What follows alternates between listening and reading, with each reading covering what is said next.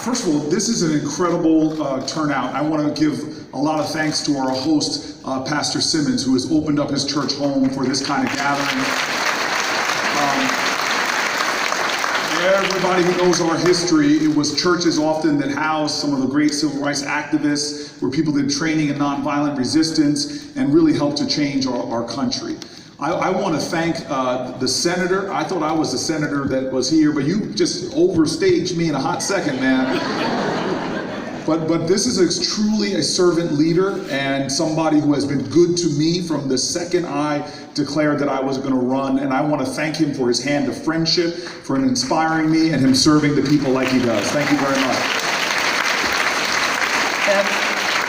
And so why don't we do it this way? I would love to talk to you for about 15 minutes or so about why I am running for President of the United States. I'd like to return up here and maybe let Rhonda ask. She grilled me already for the radio earlier, but I'd like for her to maybe ask me a couple questions. But what I'm really interested in doing, if I can jump on down here, what I'm really interested in doing is having some engagement with the folk here and hearing your questions and hearing your thoughts. Because one of the things I know in this country, and I hope that this becomes the theme of everybody who's running, is that this is not about one office. It is about all of us. Anybody who comes into a community and says, only I can solve these problems, or elect me and I'm going to solve all the problems, they don't know our history. You all know it was not a bunch of men that came on the Senate floor around the turn of the 19th to the 20th century who said, you know what, it's time that women have the right to vote. That's not how it happened. It happened because folks organized and activated multicultural, multiracial coalitions, men and women. Frederick Douglass's last meeting was a suffrage meeting.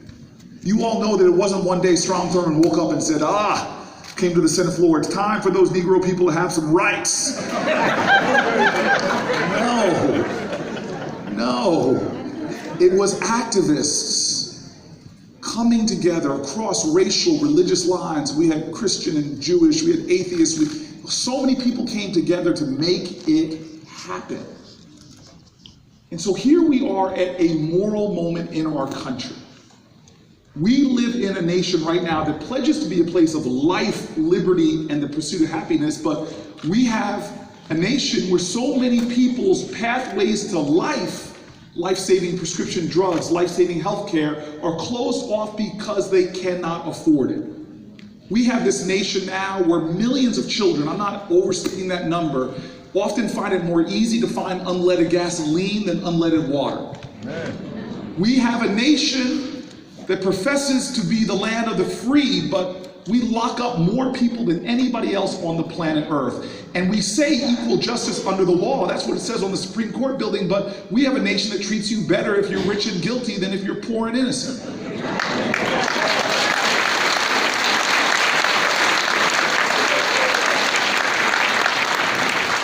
My friend Brian Stevenson points out that we have a country that tortures children, puts them in solitary confinement. This is a moral moment in our country where people who get up and work a full-time job still find themselves with more month at the end of their money than money at the end of their month. And now everything I just mentioned was going on before Donald Trump was president. I know he has been doing horrible things, igniting racism, igniting divisions, rolling back environmental protections. I'm not discounting the urgent need to remove him from office. But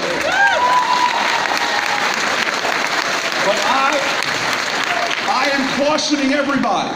If we think we've done our job and then go back to just doing what we were doing in 2013 and 14, we will not deal with the urgent issues facing our nation. Because in many ways, he is a symptom of a problem and not the problem itself. We as Democrats, we cannot define ourselves by what we're against. We have to define ourselves by what we're for. It can't be I'm just about beating Republicans when the call of this country is to unite Americans to the common cause and common purpose. because our Republican brothers and sisters are hurting too. Our farmers are hurting. Our factory workers are hurting. There are people who are beginning to lose faith in this nation's economy, lose faith in this nation's democracy to work for them. There are people feeling left out. There are folk who are feeling more and more that the forces tearing our country apart are stronger than those holding us together. Well, I don't believe that. I'm running for president of the United States because I believe in us. I believe in what we can do together. I believe that there is no problem bigger than this nation when we unite in common cause and common purpose. I believe in this country. That we need to put more indivisible back in this one nation under God so that we can address the issues of pain and hurt and inequality and injustice. And when I say I believe in us, I don't just speak by some philosophy. I am speaking because I know our history, because it is my history. Look, when my family, my daddy was born in the mountains of North Carolina, Hendersonville, North Carolina. Some people know where my daddy's from. I was telling some pastors early he was born poor, but he would get upset if I said that. He'd be like, boy, don't tell those folk from South Carolina that I was born poor. Tell them the truth. I was just po, P-O. I couldn't afford it too long. Every step my daddy would tell me of how he got where he is because he's hardworking, is because he was grit. I believe in those ideals, self-reliance and rugged individualism, but everybody here knows that rugged individualism didn't get us to the moon. Rugged individualism didn't beat the Nazis, didn't beat Jim Crow, didn't create the Underground Railroad that passaged people to freedom. My daddy got to college at North Carolina Central University because folks in a church, I got an eagle over here, because folks in a church took a collection to make sure he got enough money to enroll. When he was there, he saw opportunities being opened up because folks were marching and sitting in. He got to Washington, D.C. thanks to the Urban League, NAACP, other organizations. He became IBM's first ever black salesman in that entire region. He gets promoted to New Jersey, and then he finds out that when he was looking for places with great public schools, they happened to be white towns, that he'd show up and real estate agents wouldn't show him the homes. They would say, hey, this house is sold. Oh, I'm sorry. Oh, Mr. Booker, Mrs. Booker, this house has been pulled off the market. I was just a baby in '69. But what did my parents find? They found us. Group just like the folks in this room, diverse backgrounds. It was a Republican town, so there were Republicans and Democrats. There were people who said, this is not who we are. We are the United States of America. We believe in liberty and justice for all. We're going to stand with you. And so they got these lawyers, incredible lawyers, organized a sting operation. My parents would go look at a house. They would find out the house was sold. They found out they'd be told it was sold. And they would leave, and a white couple would come in behind them, looking at the house, pretending they were buyers, find out the house was still for sale. At the house that I grew up in, 123 Norma Road, Harrington Park, New Jersey, my parents were told the house was sold. The white couple comes, finds out the house was still for sale. This volunteer couple just then put a bid on the house. The bid was accepted, papers were drawn up, and on the day of the closing,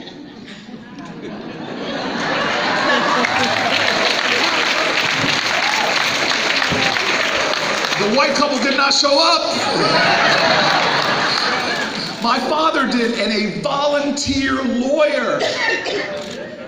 Now this man, Marty Friedman, comes in. He must have rehearsed his speech all night. My dad said he was so proud to walk in, confront the real estate agent, tell him you're in violation of fair housing law, you're in violation of the morals of our... He didn't get his speech out.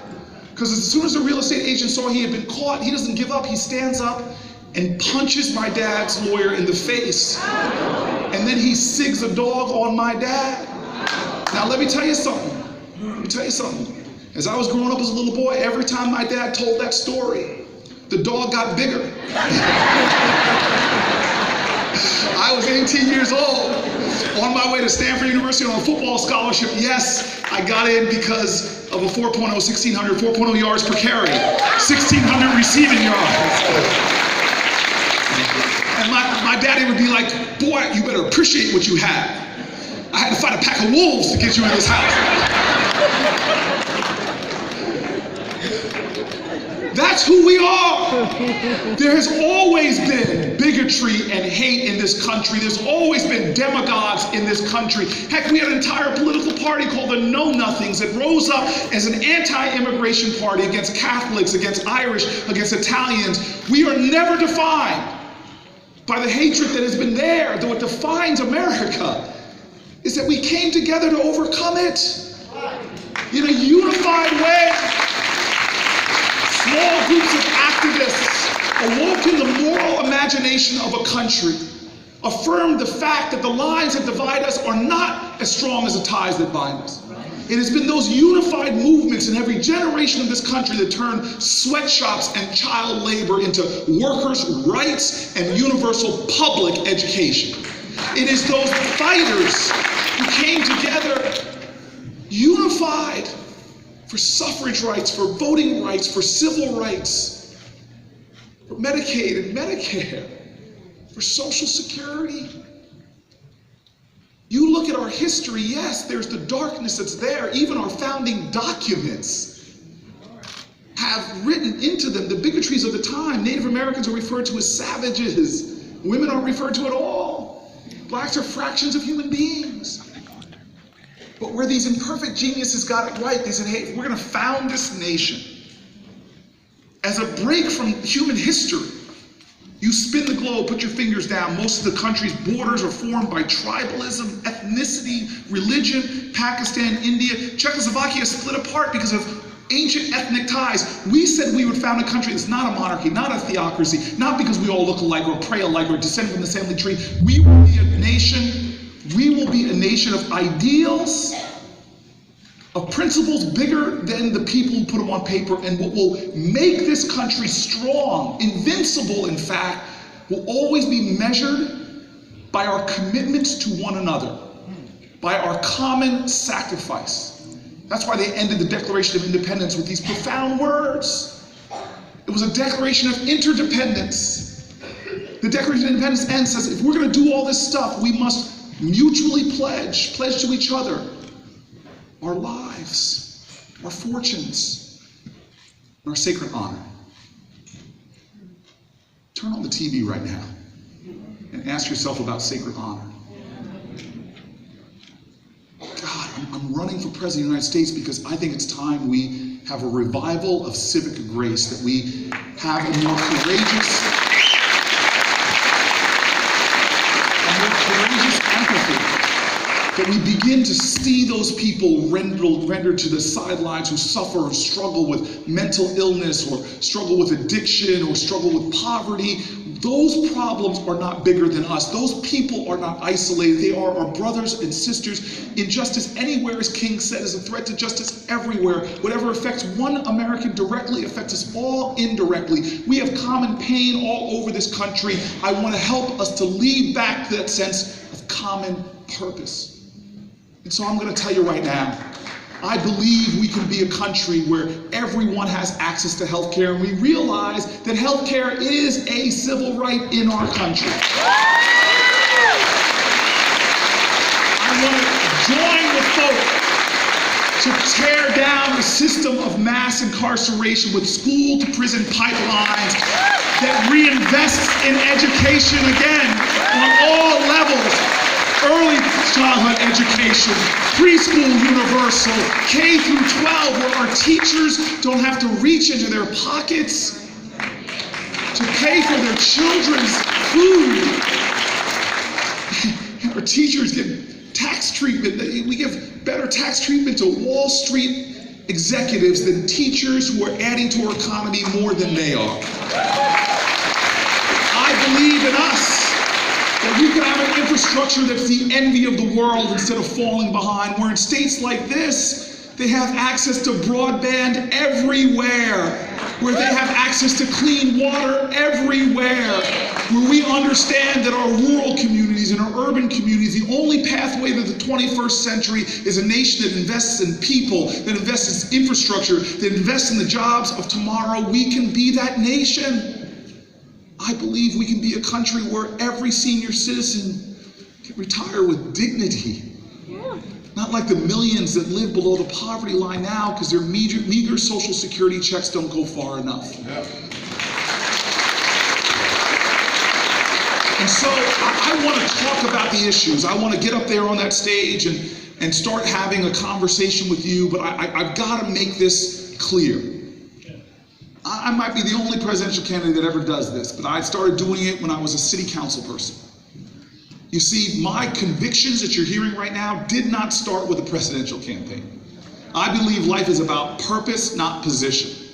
My life purpose has been the same since my daddy looked at me. I told these pastors earlier, my dad was like, boy, graduated again. You got more degrees in the month of July, but you ain't hot. Life is not about the degrees you get, it's about the service you get. Yeah. You don't need a degree to be a great American. And so what I did when I left law school is I went to the toughest problems in this country. I went down to the inner city of Newark, New Jersey, the neighborhood I still live in, and took on slumlords. People said we couldn't do it, but what did we do? We organized and showed that the power of the people is greater than the people in power. I became mayor of the city of Newark. It was a city that people were maligning, disrespecting, disregarding, or just plain dissing. And people told me what we couldn't do. We were sinking into a global recession, and I was at the helm of a city, and I said, we are going to show that if we can create uncommon coalitions in the city, we're going to create uncommon results. And before you know it, we had the state's first prisoner reentry programs. We turned empty fields into urban farms. We took our city from shrinking in population, started growing. We started bringing businesses back to our community. We transformed our education system, now ranked the #1 city in America for high poverty, high performing, beat the odds schools. And I'll tell you this, even in the Senate, where people told me you can't get big pieces of legislation done, I ran telling the people in New Jersey I wanted to change our criminal justice system. My pollsters told me, hey, that's not one of the top issues in New Jersey right now. And I said, look, leaders don't follow consensus, they help mold consensus. This is a cancer on the soul of our country. Between the time I was in law school and the time I was mayor, we were building a new prisoner jail every 10 days in America. Much more comfortable investing 10 times as much on the back end of a problem than a fraction on the front end. I went to Washington, they told me we couldn't pass a comprehensive criminal justice reform bill. Well, we passed it. We reached across the aisle, I found common ground. The last provision that I battled to get in that bill was a ban on the federal level of juvenile solitary confinement that is now the law of the land.